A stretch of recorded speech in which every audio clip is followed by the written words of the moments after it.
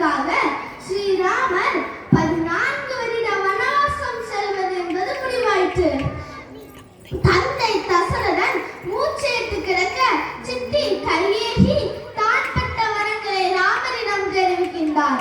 ராமரோ எந்தவித சலனமுமின்றி முகத்தில் வாட்டமின்றி சித்தன்னையின் கட்டளை கேட்க கானகம் செல்கிறார்.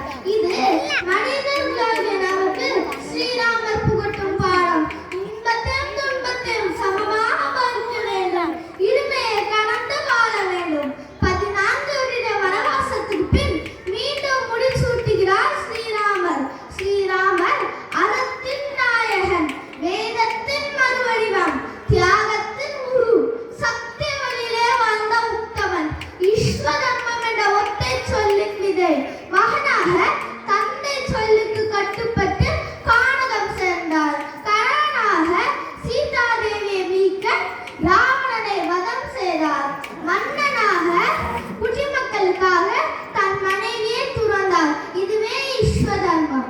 ஸ்ரீராமர் ஈஸ்வரம்மம் படி வாழ்ந்ததனாலே தான் தேசபிதா காந்தியடிகளும் ராமராஜ்யம் அமைய வேண்டும் என்று எண்ணினார்.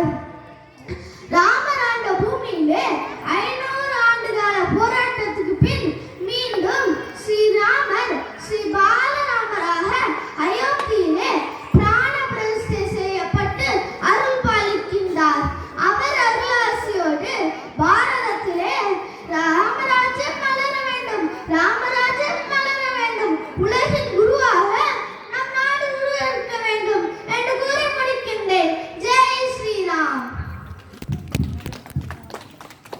ஆர்டி விஸ்வந்துக்கு வாழ்த்துக்கள்.